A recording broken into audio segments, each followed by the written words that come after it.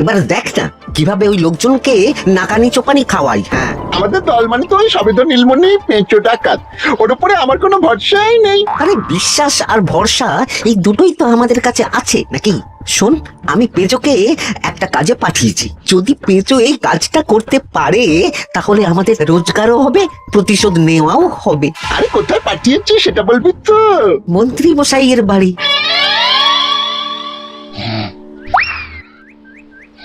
এই তো সুযোগ, একদম পরিষ্কার হাতটা দেখা যাচ্ছে। এবার আমার শিল্পী হাতের কাজটা দেখাই। চোর চোর চোর চোর! কোথায় কোথায় চোর? আমার গলার হার টেনে নিয়ে পালালো।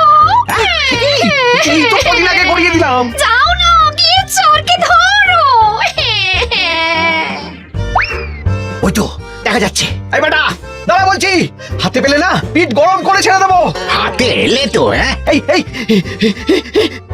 এই বেটা দাঁড়া বলছি। এই বেটা দাঁড়া বলছি, দাঁড়া বলছি।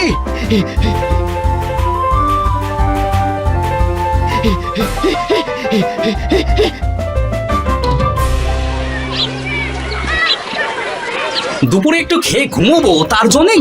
দাদু খেলতে চলো, খেলতে চলো। কি দাদু, প্রস্তুত তো? হ্যাঁ হ্যাঁ, প্রস্তুত প্রস্তুত।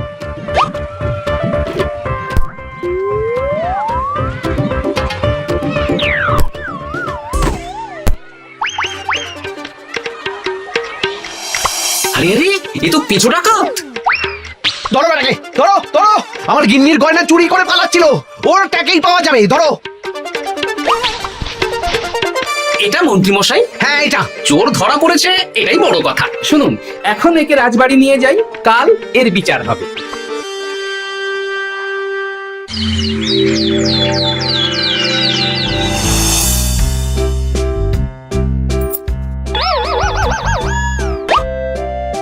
এতদিন গোপাল বুদ্ধি দিয়ে বাজিমাত করত, এবারে তো সাহসিকতার মাধ্যমে ভয়কে জয় করে পেঁচো ডাকাতকে ধরেছে। মানছি যে গোপাল আমার গিন্নির হার ফিরিয়ে দিয়েছে, বল মেরে ডাকাত চোর আমিও ধরতে পারি, এটা এমন কোনো সাহসের কাজই না। ঠিক আছে গোপাল, তুমি কিছু বলতে চাও?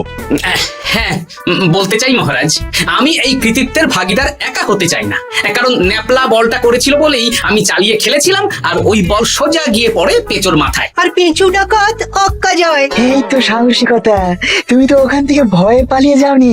আমি আবার বলছি, তোমার মতো সাহসী লোক যতদিন কৃষ্ণনগরে আছে ততদিন আমি নিশ্চিন্ত।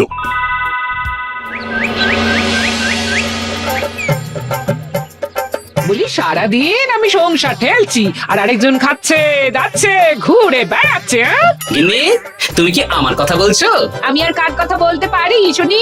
না, আমি ছাড়া তোমার আর কেউ নেই, তুমি ছাড়া আমারও আর কেউ নেই। এই নাও সখী, শুধু তোমার জন্য।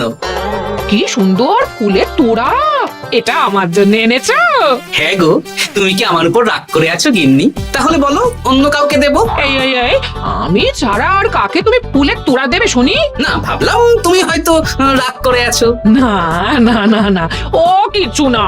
এই তো বাইরে গরম না, এই তুমি বসো বসো, আমি শরবত করে দিচ্ছি।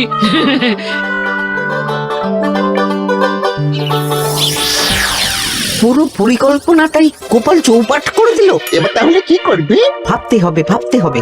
পেঁচো ধরা পড়েছে বলে তো আর আমরা হাত পা গুটিয়ে বসে থাকতে পারি না। না, ঠিক বলেছিস, অন্য কিছু একটা করতে হবে। গোপাল গোপাল গোপাল, এই গোপাল আমার কপালটা পুড়িয়ে দিল। সবার সামনে মহারাজ গোপালকে পুরস্কার দিচ্ছে। উফ, তোমার মনে এখনো অস্বস্তিটা কিসের?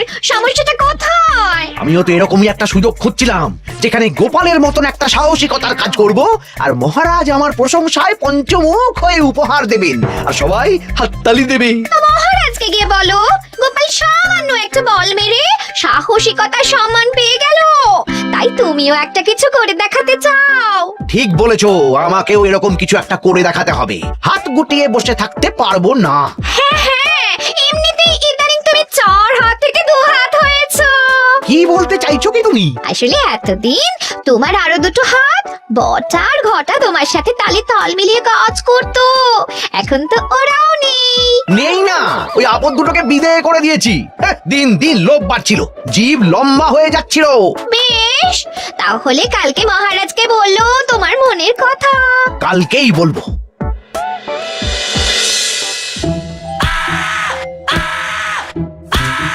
বল, তোকে কে পাঠিয়েছে বল? তোর এত বড় সাহস, তুই মন্ত্রী মশাইয়ের বাড়িতে দিনে দুপুরে চুরি করিস? বল। বলছি আমাকে ঘটাদা পাঠিয়েছিল। মন্ত্রী মশাইয়ের দল থেকে বেরিয়ে বটাদা আর ঘটাদা একটা নতুন দল খুলেছে, আমি ওই দলে যোগদান করেছি। আচ্ছা, এই ব্যাপার। বেটাদের একবার হাতে পাই। বটা বটা আমাদের খুব সাবধানে থাকতে হবে কিন্তু। কেন রে, কি হলো? কানাঘুষো আর ওই গোপন সূত্রে খবর পেলাম, মার খেয়ে পেঁচো আমাদের নাম বলে দিয়েছে। বলিস কি? হ্যাঁ রে, কি আর বলবো বল, কাউকেই আর ভরসা করা যাবে না। বেটা ধরাও পড়ে গেল, আবার মার খেয়ে আমাদের নামও বলে দিল। এবার তো মনে হচ্ছে ভূতের মতো লুকিয়ে থাকতে হবে। যা বলেছিস ভাই, তাছাড়া আর উপায় নেই।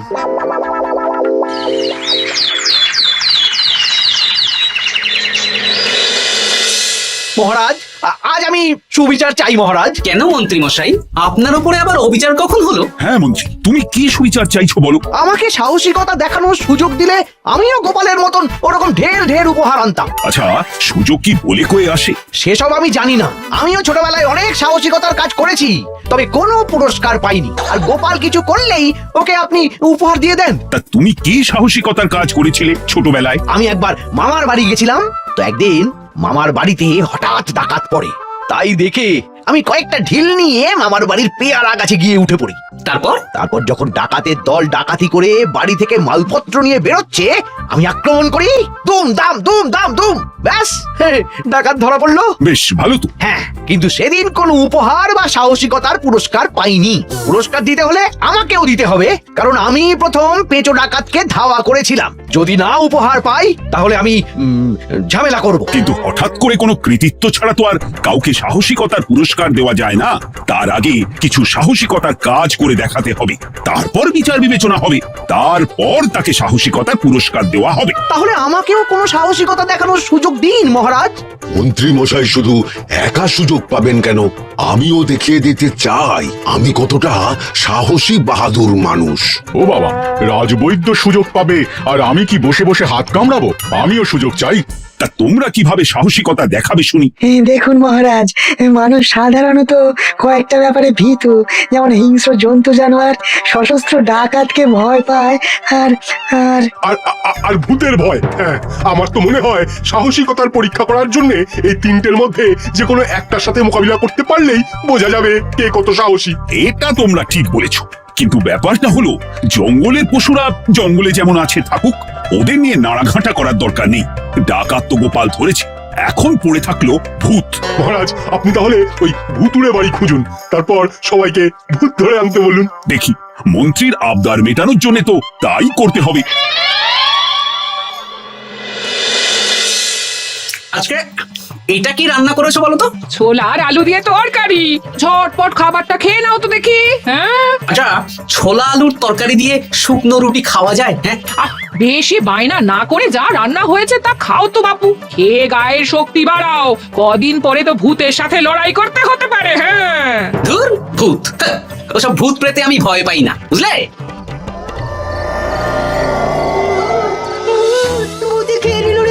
কি ভয়ঙ্কর! মহারাজ বাঁচান, বাঁচান! মহারাজ উপরে পায়চারি করছেন, কোথায় ভূত? আমি মহারাজের সঙ্গে দেখা করতে চাই। আচ্ছা আচ্ছা, উপরে যান।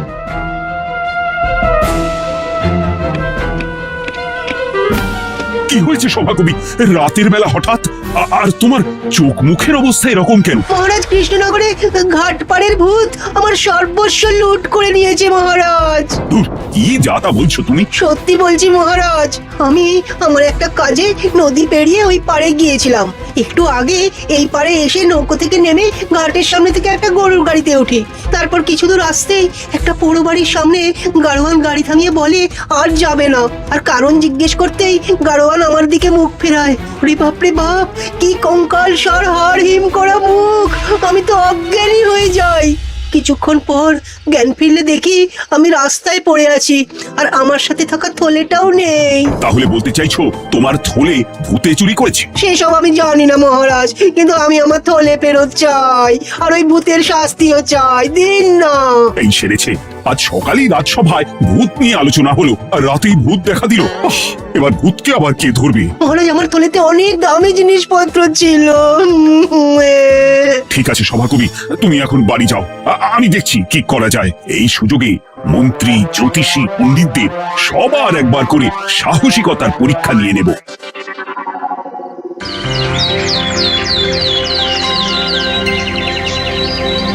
এই তো তোমরা সবাই চলে এসেছো। মহারাজ, আমার মনে হচ্ছে আপনি কোনো কথা বলার জন্য উদ্গ্রীব হয়ে আছেন। গতকাল আমার সব লুট করে নিয়েছে ভূত। কোথায় কোথায় ভূত? সভাকবি, কোথায় ভূত? মন্ত্রীমশাই, বাড়িতে গিয়ে আয়নার সামনে নিজের মুখটা দেখুন, দেখতে পাবেন।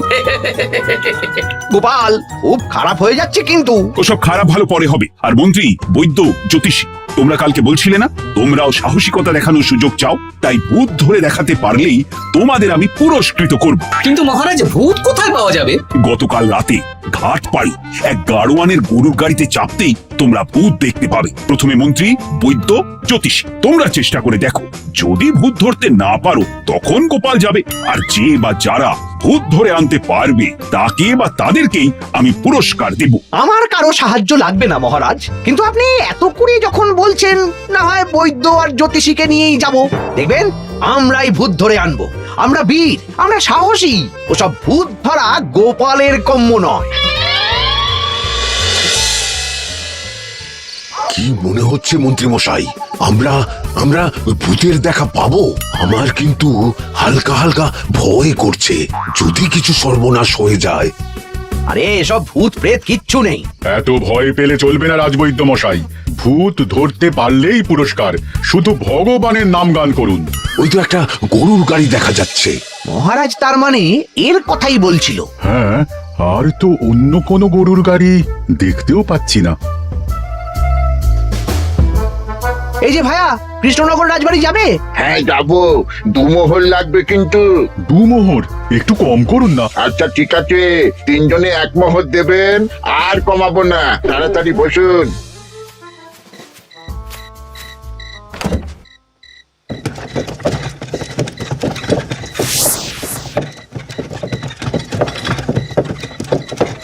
দূর দূর দূর, এতক্ষণ কোনো ভূতই নেই। সভাকবি যে কি দেখে ভয় পেয়েছে কে জানে। অকারণে 1 মোহর লোকসান। সত্যি আমরা অকারণে সাহসিকতার পরীক্ষা দিতে এলাম।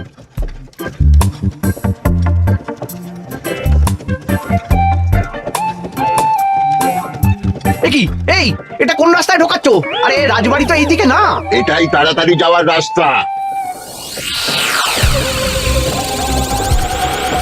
গাড়ি আর যাবে না। যাবে না মানে? আমরা তো রাজবাড়ি অবধি যাব। হাতের আংটি, পয়সা করি যা আছে বের করে ফেল, নইলে এক্ষুনি চিবিয়ে খাবো। ওরে বাবা, ভূত ভূত পালাও। পালিয়ে যাবে কোথায়? আজ তাদের চিবিয়ে খাবো। ও ঠাকুর, বাঁচাও বাঁচাও, ভগবান বাঁচাও।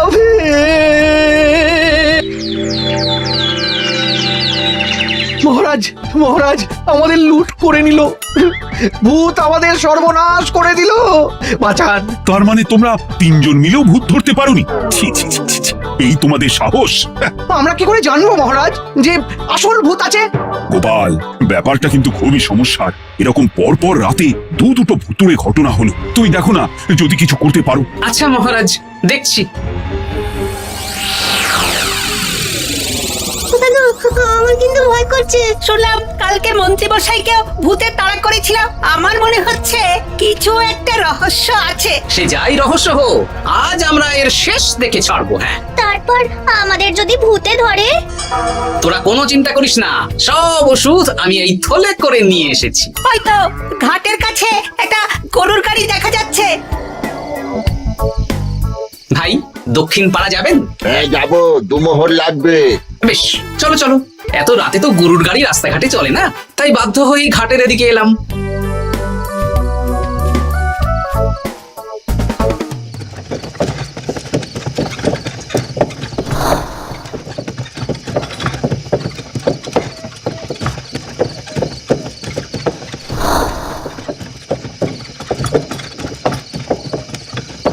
আচ্ছা, অন্য গলিতে নিয়ে আমাদের ভয় দেখানোর মতলব, হ্যাঁ? ঠিক আছে, এগুলো চুপি চুপি চাপিয়ে নে, আমিও পড়ছি।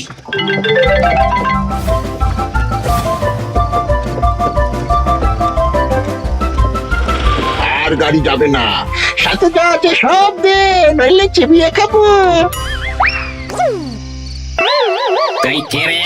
তোকে সব দেব? ভূত বাঁচাও, বাঁচাও। তুই কি ভেবেছিস? তুই নকল ভূত সেজে লোকেদের ভয় দেখাবি আর আমরা চুপচাপ বসে থাকবো? তোর পাপের ঘোড়া পূর্ণ হয়েছে, আজ কেউ তোকে বাঁচাতে পারবে না। এবার মজা সামলা। চলে গেল রে, চলে গেল রে, সারা চলে গেল। কি চুল করছিস বাচ্চা, তুই আয়। চলে গেল রে, চলে গেল রে, সারা চলে গেল। এই ঘটাকে ডাকছিস মানে? তুই মানুষ বটা। ওরে বাবা রে, বাঁচাও। তোদের ধরে নিয়ে যাব, কাল সকালে বিচার হবে।